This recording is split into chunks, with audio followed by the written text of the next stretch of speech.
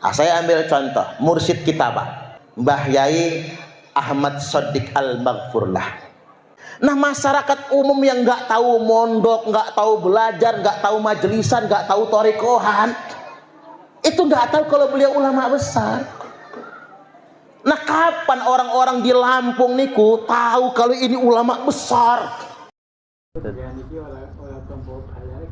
Nggih.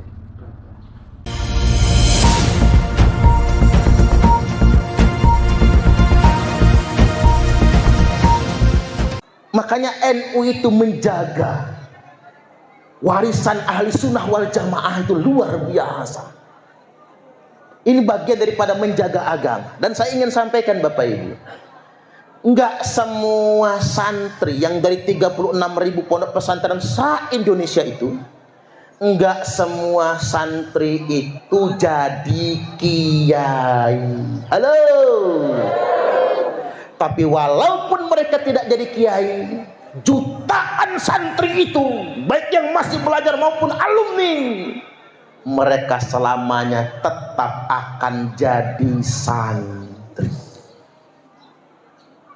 Ya kalau semua alumni pondok jadi kiai, habis kaplingan kita mah. Kalau semua alumni pondok harus mimpin tahlil, waduh proyek tahlilan kita habis dah Pak. Kalau semua alumni pondok mesti mimpin talqin, mesti jadi pak kaum, kasihan pak kaum kita. Kalau semua alumni pondok harus main hadroh, ya nggak ada kaplingan Bapak Ibu.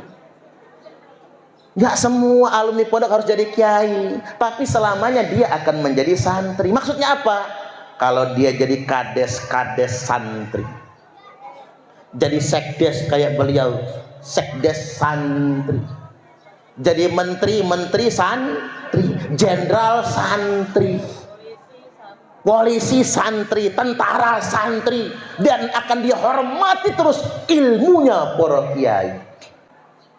Saya ambil contoh mursyid kita Pak, mursyid kula, Mbah Yai Ahmad Shadiq Al-Maghfurlah. Mbah Yai Ahmad Shadiq itu kalau dari style penampilan ya bukan kiai Pak, kalau penampilan mah. Ada orang tua wali nengok santri ke pondok, nanya, Pak, pondok Darussalamah mana? Tuh, itu. Ini mau nengok anak, minta bawain beras. Jadi yang gotong berasnya Mbah Yai Ahmad Shadiq. Ini ndak tahu wali santri, kalau ini yainya ini ndak tahu loh Pak. Kalau cuma dari penampilan nggak ada yang tahu beliau kiai. Bahkan ngapunten, yang tahu beliau ulama besar adalah santri Darussalamah, atau minimal Bapak Ibu murid-murid di Thariqah Qadiriyah wan Naqsabandiyah. Itu yang tahu beliau ulama. Nah masyarakat umum yang nggak tahu mondok, nggak tahu belajar, nggak tahu majelisan, nggak tahu thariqahan, itu nggak tahu kalau beliau ulama besar. Nah kapan orang-orang di Lampung niku tahu kalau ini ulama besar, kalibernya nasional Pak? Kapan kita tahunya?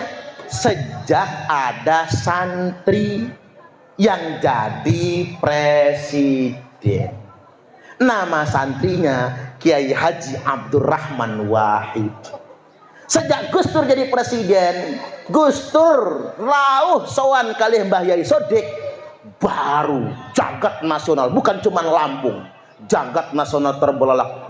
Ternyata ten Lampung ada ulama besar, sampai dirauhi oleh Gus Dur. Ngerti maksud saya nggih? Itulah pentingnya nyantri. Jadi nggak harus semua jadi kiai Pak, jadi apa saja, yang penting dia santri, itu yang terpenting. Makanya titipin anak ke pondok pesantren. Kalau masalah dia mau jadi apa, itu udah garis tangan dia. Entah jadi pebisnis, pengusaha, nantinya mau jadi apa aja itu sudah garis tangan yang Allah takdirkan untuknya. Yang penting anak kita menjadi anak yang solih dan solihah. Allahumma amin. Ya kalau anaknya nggak mau mondok, ya sudah Bapak Ibu, ngaji biasa. Tapi datang ke guru ngaji, Pak Yai, Bu Nyai, Ustadz, Ustadzah, titip anak kami, mohon ajarkan Al-Quran. Kalau dia nakal marahi, Kalau dia ngelawan gebuk pantatnya, kami orang tua nerimo, nggak akan ngadu ke Pak Polisi. Tapi nek goblok, sabar. Mungkin keturunan. Nggak jauh beda sama bapaknya, apa maneh mamanya. Ya sabar. Karena sepintar-pintarnya anak kalau malas goblok juga. Segoblok-gobloknya anak kalau rajin pinter juga. Ini pondokin anak. Jawa kejauhan di Lampung, Lampung kejauhan di Sumatera Selatan. Kejauhan juga ya di kampung kita. Bareng-bareng kita makmurkan pondok pesantren. Insya Allah. Selanjutnya usia 25 tahun Nabi kita menikah dengan janda seperti yang saya cuplik di awal tadi. Mengapa Nabi menikahi janda? Beliau belum diangkat sebagai tugas kerasulan. Tapi mengapa Muhammad bujang menikahi janda? Demi mengangkat harkat martabat kaum wanita. Orang Arab nggak ada Pak, apalagi bangsawan Quraisy yang nikah sama janda nggak ada.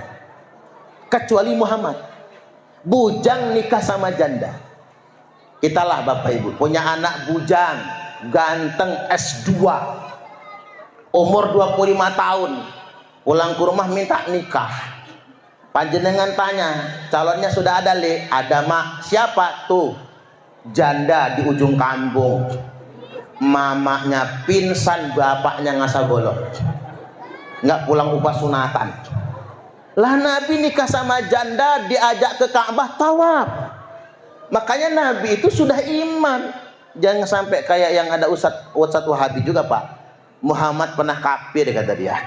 Berimannya setelah umur 40. Na'udzubillah. Itu orang nggak paham tentang konsep Nur Muhammad Bapak Ibu. Dikiranya jadi Nabi itu umur 40. Padahal beliau zatnya memang Nabi, cuman tugasnya baru dilaksanakan di umur 40. Tawaf Nabi di Ka'bah, pegang Hajar Aswad sama Khadijah. Wallahi demi Allah Khadijah, saya berjanji kata Nabi, tidak akan kawin lagi selama engkau masih hidup. Makanya berdasarkan riwayat ini Bapak Ibu, bapak-bapak boleh kawin lagi, bapak-bapak boleh poligami, tapi tunggu bini pertama mati duluan. Lah itulah masalahnya, istriku gak mati-mati, asal jangan diracun ya Pak ya. Lah ini ibu-ibu harus tahu ini, Khadijah itu gak pernah dipoligami loh Bu. Khadijah itu nggak pernah dimadu. Makanya bapak-bapak jangan sekali-kali memframing poligami sunnah Nabi. Entar dulu. Sunnah Nabi itu nikahnya sama janda 40. Istri pertama nggak boleh dimadu sampai wafat. Begitu Khadijah wafat, Nabi menduda 3 tahun. Setelah menduda 3 tahun, Nabi nikah lagi. Istri kedua Nabi Sayyidah Saudah, umurnya sudah 60 tahun, nenek. Makanya Pak Yai Khairuddin lah ya, mumpung rambut masih panjang, kalau mau nikah punya istri kedua, cari nenek-nenek umur 60 lah. Sunnah Nabi pas itu.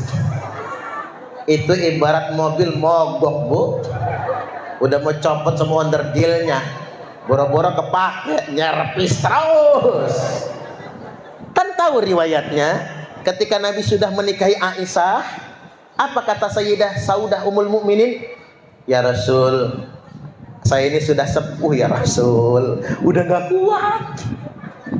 Lah lantas gimana, kan haknya kamu kata Nabi. Hak kamu malam ini, sudah hak saya hadiahkan dengan Aisyah. Subhanallah. Rumangsa sudah tuir, rumangsa sudah enggak sanggup lagi, maka dihadiahkan kepada yang muda. Makanya enggak keturut Pak sama kita sunnah Nabi itu. Makanya jangan memframingnya dengan sunnah Nabi. Dan Nabi itu paling baik sama istri. Nggak ada laki-laki yang paling baik dengan istri kecuali saya, kata Nabi, yang mengalahkan Nabi. Wa khiyarukum khiyarukum linisaihim khuluqa. Laki-laki terbaik adalah yang paling baik dengan istrinya. Bapak-bapak ini baik nggak, Bu? Hebat. Ibu-ibu pintar menutupi aib suami. Padahal pengen jawab jahat ya, Bu. Ngapunten, saya Pak Bu, nek ramah kalian jenengan wajar. Ngapunten, kulo ramah kalian jenengan wajar, karena saya penceramah. Penceramah nggak ramah, nggak diundang orang. Caleg ramah wajar, wong minta dicoblos. Lah caleg nggak ramah, pelit juga, males nyoblosnya. Pedagang ramah wajar, jualan. Pedagang nggak ramah, marah aja sama pembeli, bangkrut nggak laku. Tapi kalau bapak-bapak ramah dengan istri, itu luar biasa. Sekali-kali panggil istri, Pak, Mama, meriki Mama. Ada apa Papa? Mama membersihkan teletong. Begitu istrinya datang, lenggah Mama. Begitu istri duduk, Pak, rogoh kantong, ambil duit 15 juta.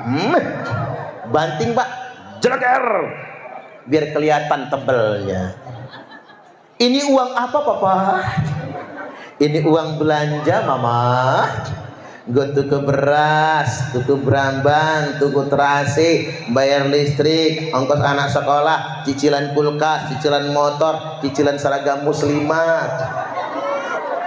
Kira-kira cukup Mama? Yo cukup Papa, malah turah. Yo nek turah, simpen kalih Mama.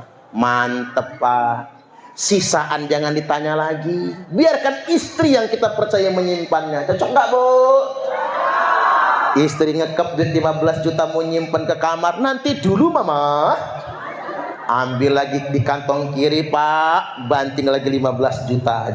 Jeleger. Ini apa lagi Papa? Ini bonus untuk Mama. Capek Mama ngerumat anak, ngerumat Papa lan melumah tiap malam Mama. Bonusnya 15 juta. Mangkato nang pasar Mama, jangan pulang kalau nggak habis. 15 juta uang belanja, 15 juta bonusnya 30 juta. Mau nggak, Bu? Ngimpi. Ngimpi nganti jedut langit lah, Bu. Yang gak ada duitnya juga ya, Bu, ya. Ibu-ibu mah pengertian, model-model begini 30 juta pret. Jauh tangnya itu Mak, nggak masuk Pak, nggak masuk. Cuman saya tahu lah ibu-ibu nih, ibu-ibu itu paling sebel sama laki-laki yang pelit, ngasihnya cuman dikit, itu pun diungkit-ungkit. Ada zaman sekarang, Bu? Yang mana orangnya, Bu? Kalau datang ke sini, bukan masalah dikitnya itu, diungkitnya itu yang gak enak.